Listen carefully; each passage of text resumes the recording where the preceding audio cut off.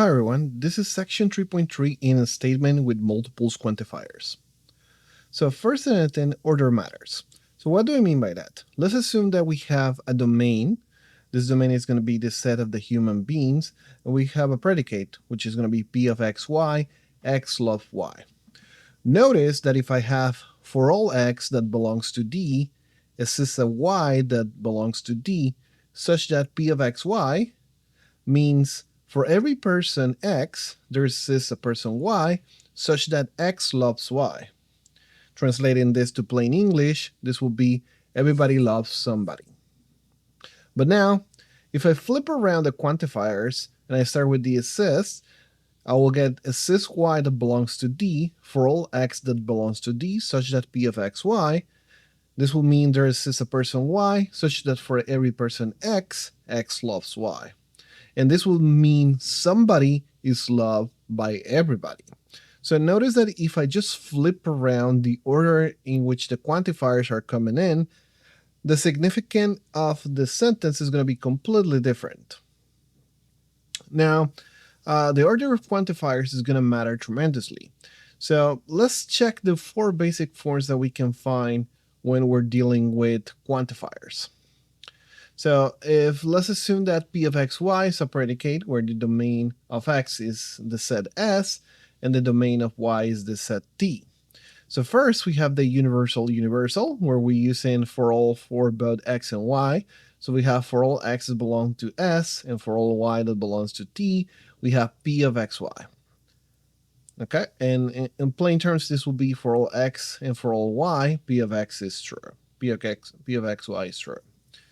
We have the universal existential, where we first have a universal, then we have an existential. This will be from the shape for all x that belongs to S, S is y that belongs to T, such as pxy. Or for every x, there's this some y, such as p of xy is true. We also have the opposite, which is the existential universal, where exists x that belongs to S, such that for all y that belongs to T, p of xy. So there exists an x such that for all y, p of xy is true. And finally, we have the existential, whereas exists x that belongs to S, and exists y that belongs to T such that p of xy, or there exists x and y such that p of xy is true. Let's check some examples of that. So if we have the universal, let's say for all x, for all y, p of xy, for every pair xy, p of xy is going to be true. One example of this will be every student has taken every math course. Here, we go with every student, which will be the x. The math courses will be the y, and has taken every single math course will be the relationship given by the predicate. Now, if we go with the for all and assist, this will mean for each x, there's some y that works. In this same example, this will be every student has taken some math course. Now, in the opposite direction, if I have first the existential and then the for all, then there's going to be one x that works for all y. And in the context of our example, this will be some student has taken every math course. Now, if we go to both of the existentials, this means that there is at least one pair xy where p of xy is true, which will mean some student has taken some math course. There is a lot of strength in the ordering. The for all is the most stronger. Then you have the existential and for all, or the for all existential, and the existential is the weakest of all, in terms of how easy it is to disregard or to disprove one of this one of the sentences with these quantifiers. Now let's check some examples. If we have the reciprocal of a real number is usually the number so that the first number multiply will give me 1. So for example, if I have 2, if I multiply that by 1/2, I'm going to have 1. So every non-zero real number is going to have a reciprocal. And we can represent that as the predicate R of AB equals AB equals 1. In formal way, we can call this for all a that belongs to R, where R is different from 0, is going to assist some b such that R of a b. And this is true for any non-zero a. We're always going to be able to find b equals 1 over a, which is going to work out for our initial predicate. Now, let's check another statement. So there's a real number with no reciprocal. Notice that the is an existential. So we can call this formally as assist a that belongs to R, such that for all b that belongs to R, AB is different from 1. And this is true. We have in particular the number 0, which has no reciprocal. Now, let's check reading quantifiers carefully with the order. So we have the statement, somebody loves everybody. That somebody comes first. So we start with the existential. Then the everybody comes second, so we follow with the for all. So formally, this will go as this x that belongs to D for all y that belongs to D, so that p of xy, where p of xy is going to be the predicate x loves y. Now, the translation of this will be, of course, there is someone who loves everyone. We can compare that with everybody loves somebody, which is given by the for all x that belongs to D, assist y that belongs to D, so that p of xy. Notice that the order is what makes the key difference. Here we have somebody loves everybody, or one person that loves all people, versus everybody loves somebody, which is each person is going to love some person, possibly different persons. Now, let's check one statement.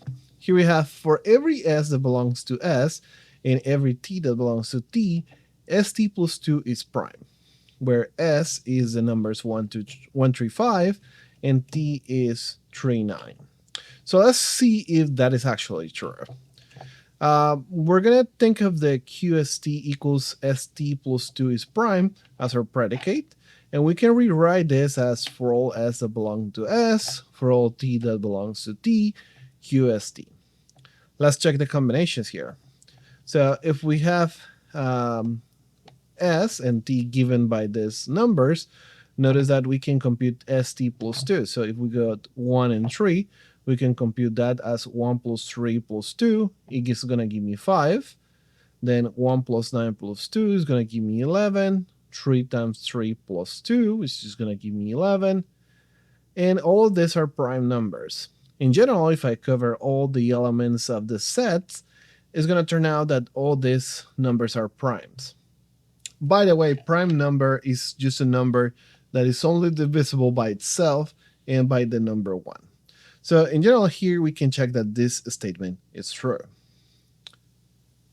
Now, of course, if we have multiple quantifiers interacting, then the negation of the quantifiers is going to be something that we want to address. So the key rule is that we're always going to be working from left to right, applying negation rules one quantifier at a time. So if you remember, when we're negating for all, this is going to become assist, such that, and then we're negating the rest. If we're doing the negation of the existential, then the existential becomes a for all, and then we're negating the rest. So be very careful with every time that we're negating something, we flip the quantifier, and then the predicate gets negated. Now, let's look how the basic forms looks when we're negating. So we have for all x, for all y, p of xy, the negation of this will be assist x, which is the negation of this, assist y, which is the negation of this, such that negation of the predicate. Now, if we're original as if for all x assist y, then the negation of course is going to be assist x for all y, and then we negate the predicate here. Notice that the order matters a lot, so we gotta conserve the order when we're doing the negations. If I negate the assist x for all y, p of xy, then of course negation of assist for all, negation of for all is this, and then we negate the predicate. Finally, if I negate the is, then of course it's going to become a for all negation of the predicate. The memory aid here will be that all quantifier flips and the final predicate gets negated, and you gotta do this step by step to avoid getting confused. And then you can get to the part where you do the interpretation of the sentence that you're trying to get. Now let's do an example here step by step. First, consider the for all x that belongs to R is this y that belongs to R such that xy is equals 1.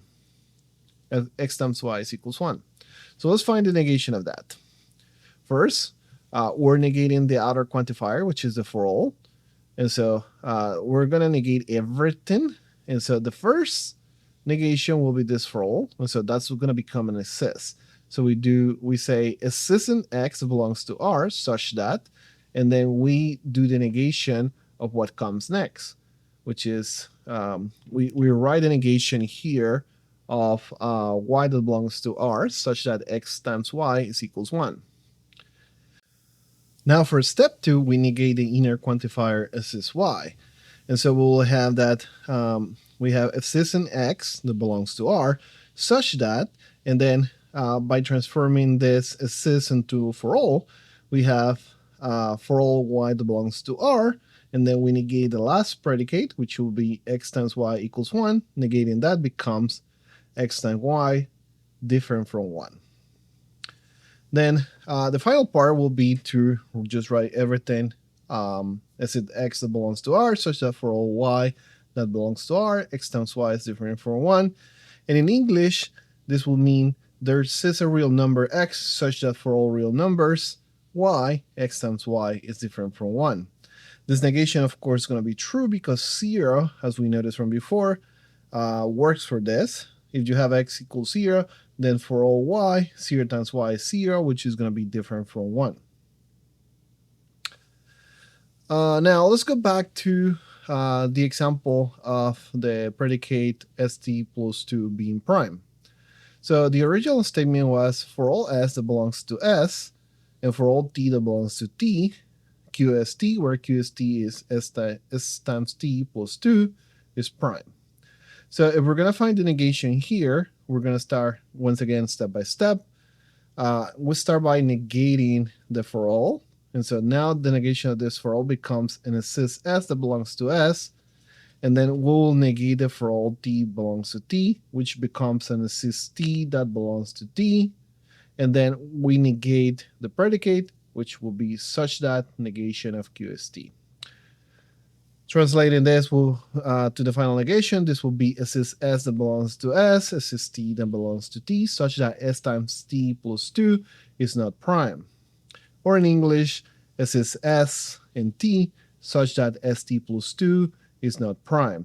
Is the negation true? No. We saw on the original exercise that everything was true, and the original statement is true, so the negation must be false. Now, in summary, the order matters, and having for all x assist y, so p of xy is different from assist y for all x, p of xy. They have completely different meanings, and we have 4 basic forms that we always need to take into account for not only what they mean, but the type of things that we're going to be doing with the negation. With the negation, we got to work left to right, flip each of the quantifiers, and negate the proper predicate. Now, number 4 is translation. You got to read carefully, as the order in English matters a lot. Now, some common mistakes that happens here is thinking the quantifier order doesn't matter, of course. So be very careful with that. When you are negating, you got to make sure that you're flipping all the quantifiers. And you also need to be careful not to forget to negate the predicate. That's also that we had to do.